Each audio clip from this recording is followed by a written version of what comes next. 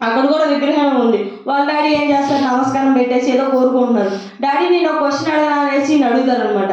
అడగగానే ఏంటి నాన్న అడుగు అనేసి అడగానే, ఇది విగ్రహారాధన అనేసి నువ్వు అన్నావు కదా బయట, మరి నువ్వు కూడా విగ్రహానికే మొక్కుతున్నావు, మనం ఏం చేయవు కదా, ఇవి మనకేం చేస్తాయని నువ్వు నమ్ముతున్నావు అని క్వశ్చన్ అడగగానే ఆ తండ్రి దగ్గర సమాధానం లేదు. ఆయన ఎవరిని పూజిస్తున్నాడు, ఒక విగ్రహాన్ని.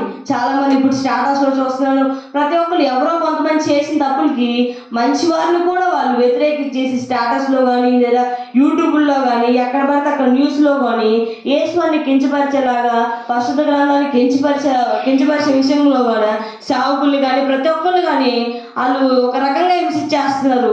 అది తర్వాత ఖచ్చితంగా వాళ్ళకి ఎలా జరగాలో యేసువారు చూసుకుంటారు. అది తెలిసి మాట్లాడుతున్నారా తెలియక మాట్లాడుతున్నారా అదంతా యేసువారికి తెలుసు. కాబట్టి మనం ఎవ్వరూ చాలామంది రియాక్ట్ అయ్యి ఏంట్రా నువ్వు పోటా పోటీకి వెళ్ళిపోతున్నారు. అప్పుడు అలా పోటా పోటీకి వెళ్తే వాళ్ళకి మనకి ఎలా తేడా ఉంటుంది, అలా ఉండదు కదా. వాటికి కూడా చాలామంది మనలో ఉన్న వాళ్ళు కూడా చాలామంది లైకులు చేస్తారు. ఇక్కడ ఉన్న వాళ్ళు కాదండి, బయట వారి గురించి నేను చెప్తున్నాను. లైకులు చేసి వాళ్ళ కామెంట్లు ఇచ్చేసి వాళ్ళ కామెంట్లు మనం చదివేసి ఇదంతా పెద్ద గొడవలా తయారవుతుంది. ఆ విధంగా కాకుండా మనం ఏం చేయాలి, అయ్యా ఇలా జరుగుతుంది, మాకు ఒక క్రమశిక్షణ నేర్పించండి. చాలామంది సంఘాల్లో కానీ అందరూ ఒకేసారి వందనాలు అలా ఒకేసారి లేస్తారు, అలా ఒకేసారి వందనాలు చెప్పి కూర్చుంటారు. ఆ విధంగా ఉండాలి. అందరికీ ఒక క్రమశిక్షణ అనేది ఇక నుంచి అయినా మీరు ఈ నూతన సంవత్సరం నుంచి నేర్చుకుంటున్నారని నేను అనుకుంటున్నానండి. ఈ న్యూ ఇయర్కి నేను 3 పాయింట్లు చెప్తాను. ఈ నూతన సంవత్సరాన్ని ఇంకా మనం ఏ విధంగా ఎదుర్కోవాలనేది 3 టాపిక్స్ ఒకటే చెప్తానండి.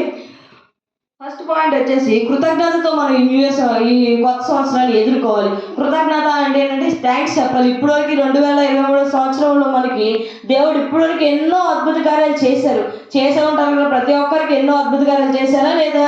చేశారు కదా. అప్పుడు మనం ఏం చేయాలి, యేసువారికి ఏసై ఈ సంవత్సరం అంతా మాకు వాగ్దానం ఇచ్చావు, ఈ నూతన సంవత్సరంలో కూడా ఇంకా అద్భుత కార్యాలు ఆశ్చర్యకార్యాలు మా పట్ల జరగాలని మనం ఏం చేయాలి, యేసువారి దగ్గర థ్యాంక్స్ చెప్పుకొని ఇంకా నూతన కార్యాలు మా పట్ల జరిగించండి అని యేసువారు నువ్వు కనుక అదేవిధంగా కృతజ్ఞతతో అడిగితే దేవుడు ఏం చేస్తాడు, నీ పట్ల కార్యం చేస్తాడు. సెకండ్ పాయింట్ వచ్చేసి ప్రార్థన ద్వారా మనము ఈ నూతన సంవత్సరాన్ని ఎదుర్కోవచ్చు.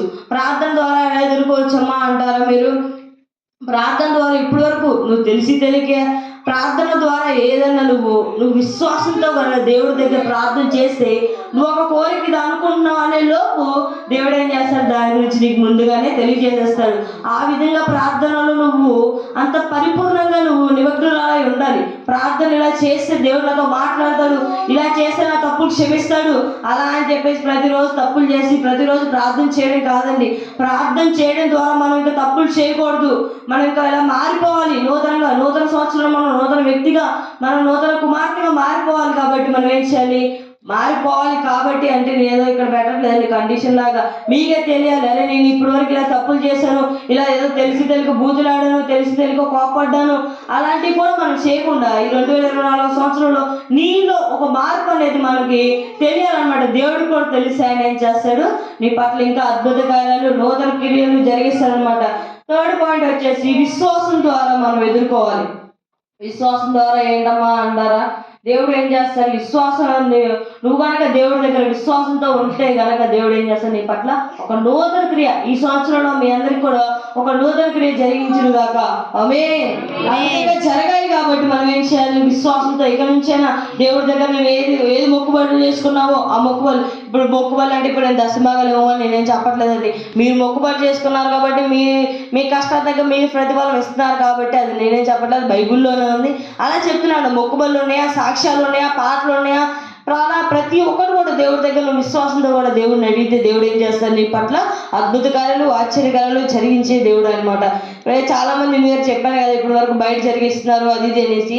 ఆ విధంగా కాకుండా మనం దేవుడి సన్నిధిలో కనుక ఉండి నూతన సంవత్సరాన్ని ఎదుర్కొంటే దేవుడు మనకి ఏం చేస్తాడు, ఎన్నో గొప్ప కార్యాలు, మనకి ఆశీర్వాదాలు, ఆరోగ్యాలు కూడా దేవుడు మనకి జరిగించుగాక. ఆమేన్. God bless you. అందరికీ హ్యాపీ న్యూ ఇయర్ అండి. Thank you Jesus.